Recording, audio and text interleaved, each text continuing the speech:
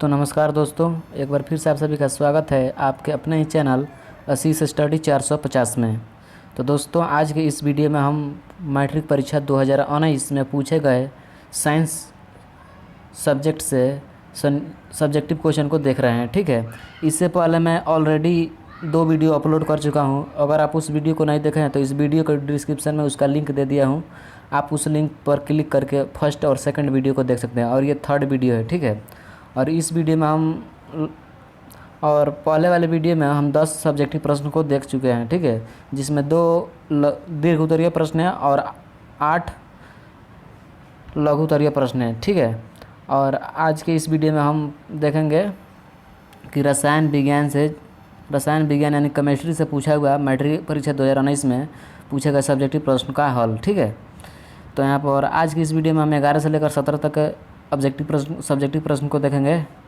11 से लेकर 17 तक। ठीक है, 11 से लेकर हम 17 तक के सब्जेक्टिव को देखेंगे, 11 से लेकर 17 तक। ठीक है, और इससे पहले मैं 10 सब्जेक्टिव को क्लियर कर चुका हूं। अगर आप उस वीडियो को नहीं देखे तो वीडियो के डिस्क्रिप्शन में उसका लिंक दे दिया हूं, उस लिंक पर क्लिक करके आप उस वीडियो को देख सकते हैं।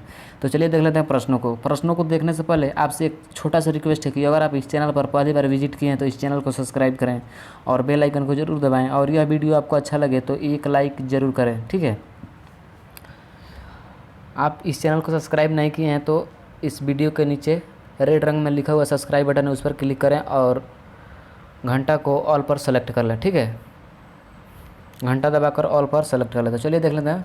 यहाँ पर फर्स्ट क्वेश्चन बोला जा रहा है, यानी 11 नंबर क्वेश्चन, वियोजन अभिक्रिया एवं संयोजन अभिक्रिया के लिए एक समीकरण लिखिए। ये 2 अंक का प्रश्न है और इसमें बोला जा रहा है प्रश्न संख्या 11 से 17 लघु उत्तरीय प्रश्न है, यानी 2 मार्क्स के हैं।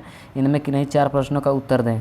आपके भी एग्जाम में ऐसा ही पेपर मिलेगा और आपको भी 4 उत्तर मांगा जाएगा। ठीक है, 4 आंसर आपसे पूछा जाएगा। तो आपको केवल इसमें लगभग आपको 4 आंसर देना है। ठीक है, तो प्रत्येक अंक के लिए 2 अंक निर्धारित है। ठीक है, तो यहाँ पर 11 नंबर क्वेश्चन बोला जा रहा है, वियोजन अभिक्रिया एवं संयोजन अभिक्रिया के लिए एक समीकरण लिखिए। और इसमें 12 नंबर क्वेश्चन बोला जा रहा है, ध्रुवीय सोडा एवं बेकिंग सोडा में अंतर स्पष्ट करें। ये भी 2 अंक का है। ठीक है, बहुत ईजी क्वेश्चन पूछा जाता है। हालांकि आप सभी पढ़ेंगे तो आप सभी के लिए ईजी होगा, और जो बच्चा नहीं पढ़ेगा, जो स्टूडेंट नहीं पढ़ेगा, उसके लिए तो भारी ही लगता है। ठीक है, तो चलिए इन दोनों क्वेश्चन का हम आंसर को जान लेते हैं। ठीक है, तो चलिए देख लेते हैं। यहाँ पर आ चुका है हमारा आंसर। ठीक है, देख सकते हैं 11 नंबर क्वेश्चन पूछा गया था, वियोजन अभिक्रिया एवं संयोजन अभिक्रिया के लिए एक समीकरण लिखिए। तो उत्तर में लिखना है वियोजन अभिक्रिया, उसके बाद 2KClO3। ठीक है, उसके बाद यहाँ पर अभिक्रिया का चिन्ह है, यानी अभिक्रिया करा रहा है। उसके बाद यहाँ पर 2KCl + 3OC। ठीक है, 3O2।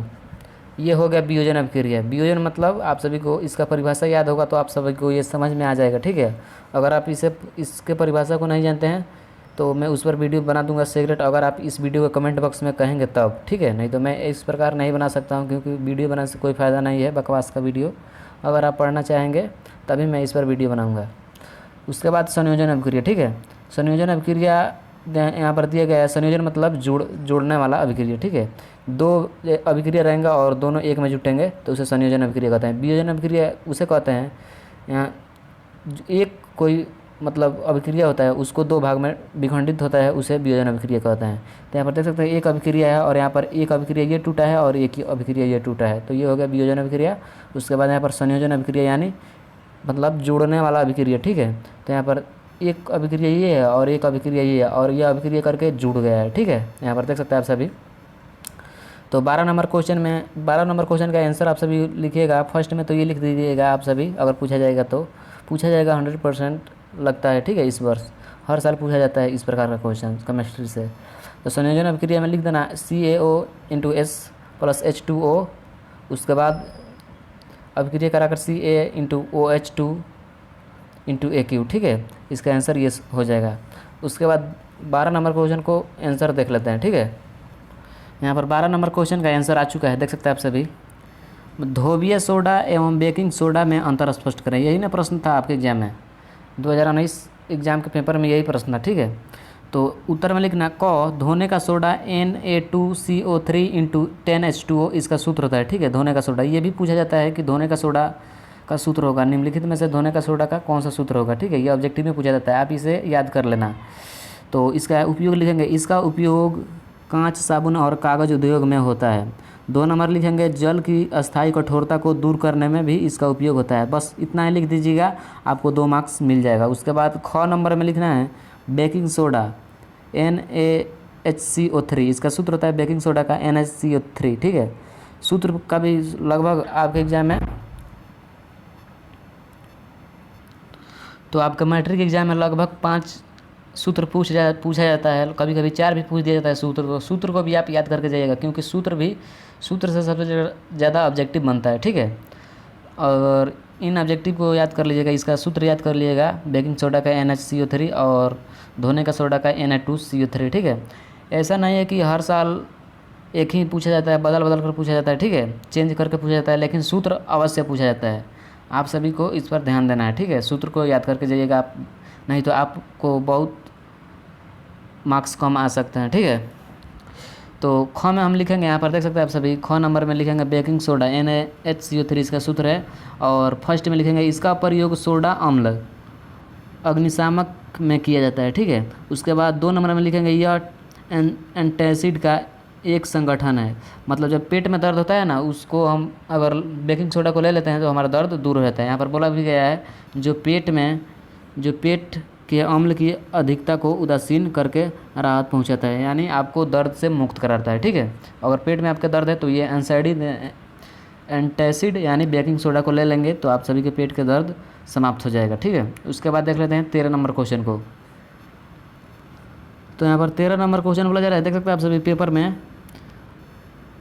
आश्रित जल विद्युत का चालन क्यों नहीं होता है।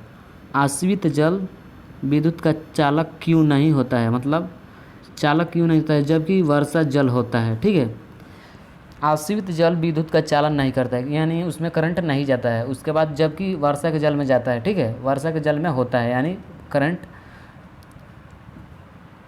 आता जाता है। ठीक है, तो ये 13 नंबर क्वेश्चन बोला गया। और 14 नंबर क्वेश्चन बोला जा रहा है मिश्र धातु क्या होते हैं। ठीक है, ये बहुत भी है, ये हर साल पूछता है मेरे दृष्टि से, आप इसे याद कर लेना। ठीक है, और बोला जा रहा है मिश्र धातु के 2 उदाहरण दें। उसके बाद 15 नंबर क्वेश्चन में बोला जा रहा है लोहे को जंग से बचाने के 2 उपाय लिखें। ये बहुत ईजी क्वेश्चन पूछा जाता है।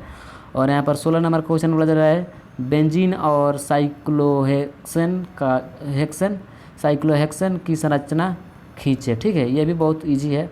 उसके बाद 17 नंबर क्वेश्चन बोला जा रहा है तत्वों के इलेक्ट्रॉनिक विन्यास का आधुनिक आवर्त सारणी में तत्वों की स्थिति से क्या संबंध है। ठीक है, तो हम 13, 14 और 15, 16, 17 क्वेश्चन का आंसर चलिए देख लेते हैं। ठीक है, यानी ये लास्ट क्वेश्चन है इस वीडियो का 17 नंबर। तो चलिए हम देख लेते हैं क्वेश्चन को, आंसर को। तो देखिए यही 13 नंबर क्वेश्चन इसमें पूछा गया था, अवशिष्ट जल में विद्युत का चालक क्यों नहीं होता है जबकि वर्षा जल में होता है। तो इसका आंसर हम लिखेंगे उत्तर, वर्षा जल में CO2 और SO2 जैसी गैस घुली होती है जो कार्बनिक अम्ल H2CO3, सल्फ्यूरिक अम्ल H2SO3 आदि बनाती है। ठीक है, उसके बाद इनका आयनों में विच्छेदन होता है, इसलिए वर्षा जल में विद्युत का चालन होता है। आश्रित जल में घुलनशील लवण या गैस नहीं होते हैं, इसलिए इसका आयनीकरण नहीं होता है और इसमें विद्युत का चालन नहीं होता है। ठीक है, इतना ही आंसर आप सभी लिखिएगा तो आपको 2 मार्क्स पूरे मिल जाएंगे। तो मैं एक बार और इस आंसर को पढ़कर सुना देता हूँ। क्वेश्चन ये 13 नंबर बोला जा रहा है अवशिष्ट जल में विद्युत का चालक क्यों नहीं होता है जबकि वर्षा जल में होता है। तो आंसर में लिखेंगे वर्षा जल में CO2 और SO2 जैसी गैस घुली होती है जो कार्बनिक अम्ल H2CO3, सल्फ्यूरिक अम्ल H2SO3 ये कार्बनिक अम्ल का सूत्र है। ठीक है, और ये सल्फ्यूरिक अम्ल का सूत्र है आदि बनाती है। इनका आयनों में विच्छेदन होता है, इसलिए वर्षा जल में विद्युत का चालन होता है। अवशिष्ट जल में घुलनशील लवण या गैस नहीं होती है, इसलिए इसका आयनिक नहीं होता है और इसमें विद्युत का चालन नहीं होता है। ठीक है, इतना ही आप सभी लिखेगा तो आपको आंसर मिल जाएगा, आपको मार्क्स मिल जाएगा, फुल मार्क्स यानी 2 मार्क्स। ठीक है, यहाँ पर 2 मार्क्स दिया गया है, आपको पूरे 2 अंक मिल जाएगा अगर आप इतना लिख कर आते हैं मैट्रिक परीक्षा में तब। तो चलिए 14 नंबर आंसर को देख लेते हैं। वीडियो ज़्यादा लंबा हो जाएगा, इसलिए मैं थोड़ा तेज़ी से आप सभी को आंसर बता देना चाहता हूँ, ठीक है। तो यहाँ पर बोला जा रहा है 14 नंबर क्वेश्चन को देख लेते हैं, मिश्र धातु क्या होते हैं, ठीक है। तो इसमें उत्तर में लिखना है आप सभी को, किसी धातु का अन्य धातु या अधातु के साथ मिलकर बना सामग्री होगा यहाँ पर समांगी मिश्रण, ठीक है, सामग्री नहीं होगा, समांगी मिश्रण मिश्र धातु कहलाता है। जैसे मेटल, ठीक है, रोज मेटल, उसके बाद पीतल, उसके बाद स्टील और कांसा, उसके आदि। इस यहाँ पर बोला जा रहा है रोज मेटल, पीतल, स्टील, कांसा आदि मिश्र धातु बनाने के फ़ायदे, ठीक है। और मिश्र धातु यहाँ पर बनाने के फ़ायदे ये हैं, फर्स्ट में यंत्र एवं बर्तन बनाए जाते हैं, 2 नंबर में मूर्तियाँ बनाई जाती है, ठीक है। मतलब एक वस्तु से कोई भी चीज़ नहीं बनता है, जब उसमें 2 वस्तु को हम मिला देंगे तो वो मिश्र धातु कहलाने लगता है, ठीक है। यहाँ पर बोला भी गया है मिश्र धातु कहलाता है समांगी। तो इसका आंसर ये मैं आप सभी को बता दिया हूँ, इसे आप नोट कर सकते हैं कॉपी में। उसके बाद यहाँ पर चलते हैं 15 नंबर आंसर को देख लेते हैं। वीडियो लंबा हो जाएगा, इसलिए मैं आप सभी को नहीं इसका आंसर थोड़ा तेज़ी में बताता चलता हूँ, ठीक है। और आप इस PDF को लेना चाहते हैं तो हमारे टेलीग्राम लिंक से ज्वाइन हो सकते हैं, ठीक है। टेलीग्राम का लिंक इस वीडियो के डिस्क्रिप्शन में दे दिया हूँ, या टेलीग्राम पर सर्च करें 80 से स्टडी 450, आपको वहाँ पर ज्वाइन हो जाना है, उसमें आप सभी को PDF मिलने लगेगा। यहाँ पर 15 नंबर क्वेश्चन बोला जा रहा है। 15 नंबर क्वेश्चन, लोहे को जंग से बचाने के 2 उपाय लिखें। तो ये भी बहुत ईजी है। तो उत्तर में लिखेंगे जंग से बचने के तरीके इस प्रकार हैं, ठीक है। उसके बाद फर्स्ट में लिखेंगे तेल या ग्रीस की परत लेपकर यदि लोहे पर तेल या ग्रीस की तरह तह जमा दे तो नम वायु लोहे के संपर्क में नहीं आ पाती, जिससे जंग नहीं लगता, ठीक है। ये पहला हो गया। मशीनों के पुर्जों पर ऐसा ही किया जाता है। मशीन बहुत, आप बड़े बड़े मशीन देखेंगे तो उसमें मोबिल, उसको घरेलू रूप में मोबिल कहते हैं, ठीक है, मोबिल या ग्रीस लगाया जाता है, लगे हुए देखते हैं आप सभी। उसके बाद 2 नंबर में लिखेंगे एनेमल से लोहे की सतह पर रंग रोगन की तह जमाकर जंग पर नियंत्रण पाया जाता है। बसों, कारों, स्कूटर, मोटरसाइकिल, गाड़ियों, और देख लेते हैं गाड़ियों, यहाँ पर बोला जा रहा है। उसके बाद रेलगाड़ियों आदि पर एनिमल की तह जमाई जाती है, यानी पेंट के आप रूप में देख सकते हैं, उसे एनिमल कहते हैं, ठीक है, एनिमल। तो इसका आंसर ये हो जाएगा। उसके बाद ये 15 नंबर क्वेश्चन का आंसर हो जाएगा, ठीक है। आप इसे कॉपी में नोट करते चलिएगा, क्योंकि आपके आने वाले एग्जाम में भी ये प्रश्न पूछे जा सकते हैं। उसके बाद 16 नंबर क्वेश्चन को आंसर देख लेते हैं।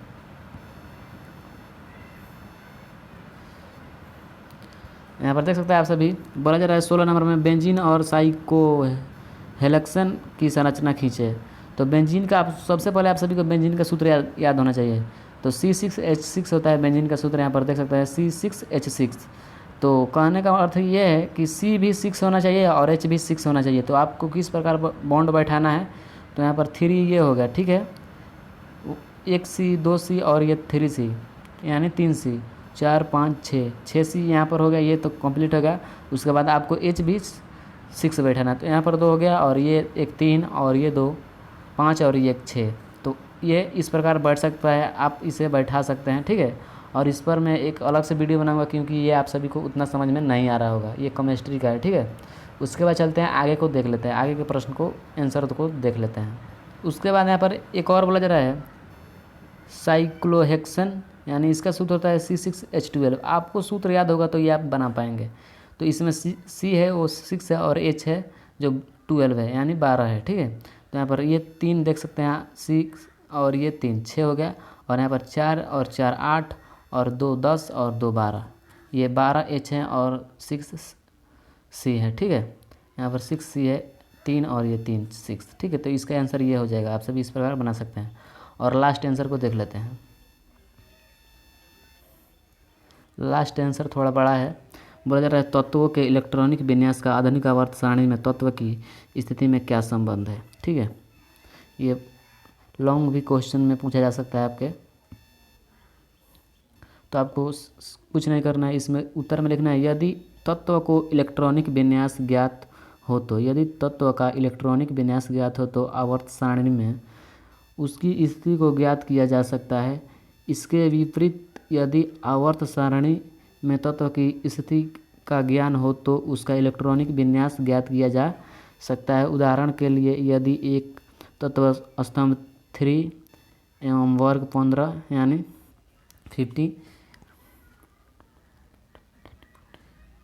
50 से संबंधित है तथा उसके बाह्यतम संयोजकता कक्ष में इलेक्ट्रॉन की संख्या 5 है, यह तत्व स्तंभ 3 से संबंधित है, इसलिए इसका बाह्यतम संयोजकता कक्ष m होगा। आप सभी इलेक्ट्रॉनिक विन्यास यानी 9th में पढ़े होंगे। अगर नहीं पढ़े हैं तो इस पर भी मैं एक बार वीडियो बना दूंगा, अगर आप कमेंट बॉक्स में कमेंट करेंगे तब। ये बहुत इजी होता है और आप सभी को यहाँ पर लिखना है। इसका इलेक्ट्रॉनिक विन्यास होगा, पहले देखिए, पहले कक्ष में जो होता है वो 2 इलेक्ट्रॉन भरता है, उसके बाद के वाला कक्ष होता है, ठीक है, देख सकते हैं ये कक्ष का नाम है KLMN, ठीक है। तो फर्स्ट में जो भरता है वो 2 कक्ष भरता है, 2 इलेक्ट्रॉन भरता है। उसके बाद सेकंड वाले L में 8 भरते हैं, उसके बाद M में 18 और N में यहाँ पर इनमें मुझे भी पता नहीं है, हालांकि मैं बता दूंगा इसका कमेंट बॉक्स में। ये बहुत कम यहाँ पर बताया जा रहा है। तो यहाँ पर देख सकते हैं आप सभी तत्व में संयोजकता इलेक्ट्रॉन 7 है, इसलिए यह वर्ग 17 से संबंधित है। यहाँ पर बोला जा रहा है तत्व में संयोजकता इलेक्ट्रॉन 7 हैं, इसलिए यह वर्ग 17 से संबंधित है। 10 + 17 क्योंकि संयोजकता कक्ष चौथा कक्ष है, ठीक है। यहाँ पर देख सकते हैं आप सभी ये इस इलेक्ट्रॉनिक विन्यास अच्छा मैं आप सभी को बता देता हूँ यहाँ पर ये कैसे बनेगा। आपको 15 को और 3 को जोड़ना है, तो 15 3 आप सभी को पता होगा कि कितना होगा, 18 होगा, ठीक है। 18 होगा या नहीं, 18 होगा। तो आप सभी यहाँ पर देख सकते हैं 18 तक यहाँ पर लिया गया है। 2 यहाँ पर 8 है, उसके बाद लास्ट है 18, ठीक है, यहाँ पर क्योंकि ये 18 होगा। उसके बाद आप सभी को सिर्फ आपको ये लिख देना है तत्व में संयोजकता इलेक्ट्रॉन 7 है, इसलिए यह वर्ग 17 से संबंधित है। 10 + 7 क्योंकि संयोजकता कक्ष चौथा कक्ष है, इसलिए तत्व स्तंभ 4 से संबंधित है, अर्थात यह तत्व ब्रोमीन Br है, ठीक है।